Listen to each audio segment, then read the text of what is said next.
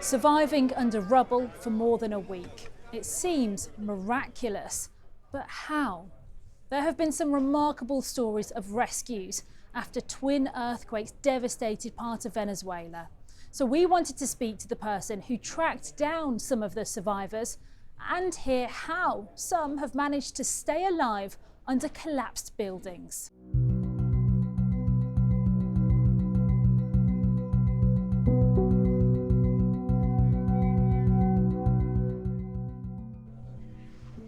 The earthquakes hit La Guaira state on the 24th of June. Thousands of people are known to have died. Tens of thousands are still missing. They struck around 6 o'clock in the evening on the day of a national holiday, meaning more people were at home than on a usual weekday. Drone footage shows the level of destruction on the country's northern coastline. Countries from around the world have sent teams and equipment to help the rescue efforts. The United Nations says it's getting 10,000 body bags ready for the country. Rescue workers say the first 72 hours are crucial for finding people alive. And yet, long past that, many have been hanging on to hope, not least when a few rare, remarkable stories are heard. Alice Cuddy, our senior international reporter, has spent time in Venezuela, and her stories of rescues that seem to defy the odds have been some of the most read on the BBC News website this week. So I asked her more about them, starting with the story of Diana and her 18-day-old baby, Juan. So Diana was doing the washing up at home when the earthquake struck, and she immediately rushed over to her 18-day-old baby, Juan David, to cradle him.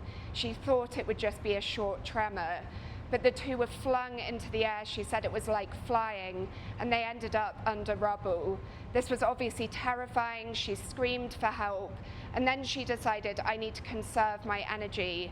The mother and baby were underground for about 30 hours, and eventually it was Diana's brother that coordinated the rescue efforts that got them out.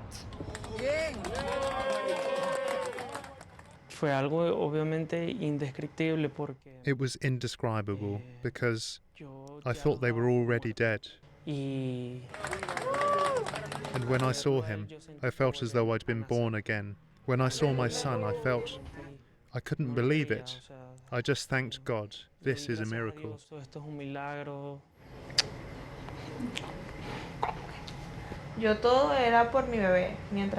Everything was about my baby. He was my motivation for me to be awake and alert. As long as he was alive, I was going to be alive.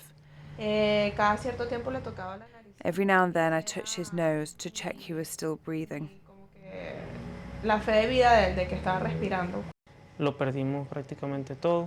We have lost almost everything.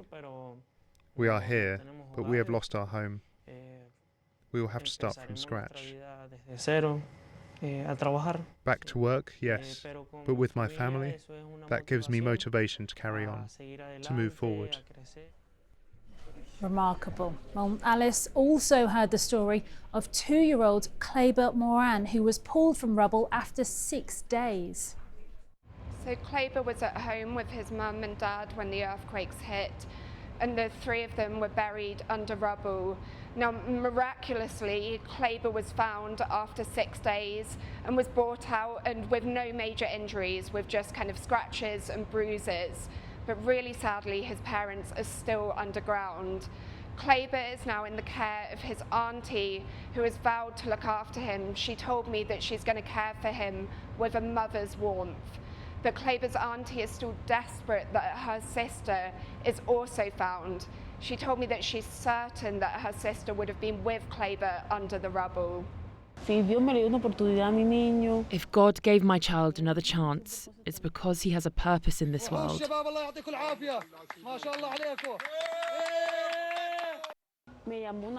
A friend of mine who lives there in La Guaira called me and said, Adriana, they pulled your nephew out. I threw myself to the floor. I started screaming and crying. I came to the hospital and they confirmed he was here. When I got in, he immediately said, "She, auntie." That's what he calls me. No tiene ninguna fractura. He doesn't even have a single fracture. Everything was very good. Today he's giving me little kisses. He talks to me. He tells me where it hurts. I'm very grateful to the rescuers that found him. Super grateful. God bless them. I think what's happened in Venezuela in the past week is absolutely devastating. This is a natural disaster on a huge scale, and people there are really, really traumatized. But there are these kind of stories that are emerging, these glimmers of light, these miracles that are happening where people are pulled from the debris. And people in Venezuela are really, really clinging to these stories of children like Juan David, because it gives them hope that maybe their sister, their mother, their brother is still alive under the rubble. But of course, many don't have the same fate. There is so much desperation.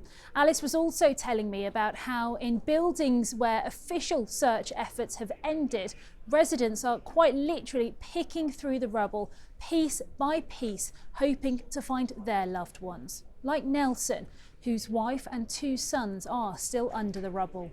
I was in the building just 3 minutes before. I'd just said goodbye to my kids and wife, but in the time I turned around, there was nothing left. I reacted immediately. I went up, we started calling and calling them by name. "Where are you? Where are you?" There was no answer. She was the best mother. And as a wife, wow. Matias we called Care Bear. I would say to him, "Recharge me." He would say, "Yes, Daddy," and hug me like this, and say, "Daddy, are you recharged?" Samuel was a little more serious, but always respectful, well-mannered, kind. It would give me incredible comfort.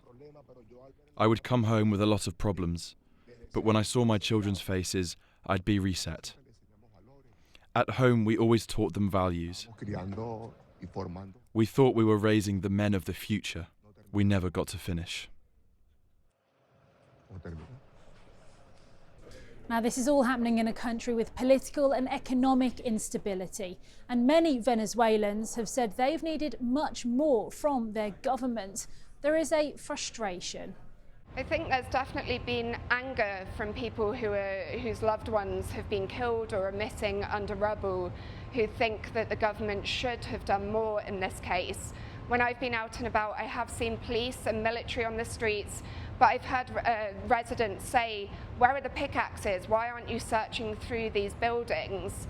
And then, of course, people have lost their homes, and I've seen a real kind of grassroots effort to provide things like clothing, food, accommodation.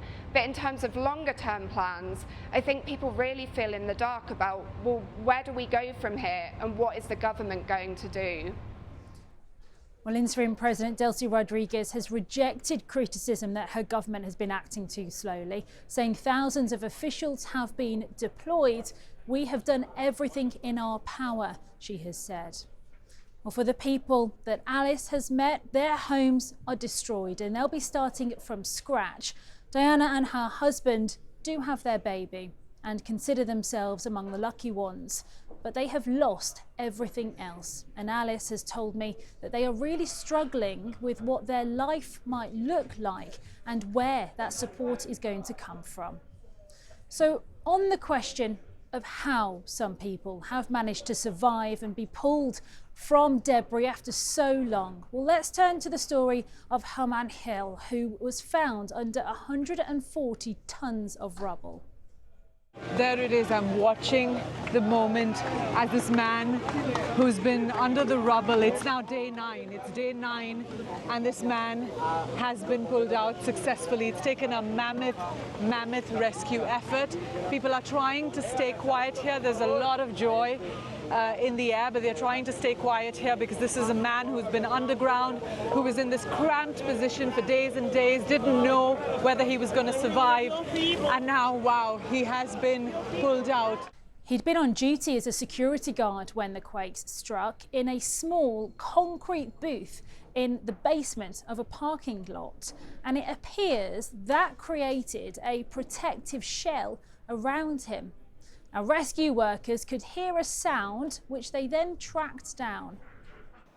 So our technical rescue team made a search technical with a sonar, something like a submarine, and using that technique, making a triangulation, we can find approximately place where the person was trapped. So we made a tunnel to that place, and we have success and arrived to the right place. But sadly, that place was so dangerous to achieve our rescue. So we used that tunnel to give a tube, first a perforation, and then we put a camera and have first contact with the person. And after that, our medical team give him some liquid through a tube, and that was 2 days ago. So this was a milestone that give to the person more days and give us more time to complete a safe rescue.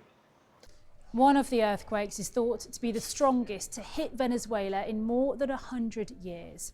What we have spoken to Alice about are extraordinary stories, but most of those affected won't have a story like Diana, Juan, Kleber or Herman. So many people are still missing, still to be found amongst the fallen buildings. And as more bodies are uncovered, the stories of the dead will sadly leave a much greater scar on this nation.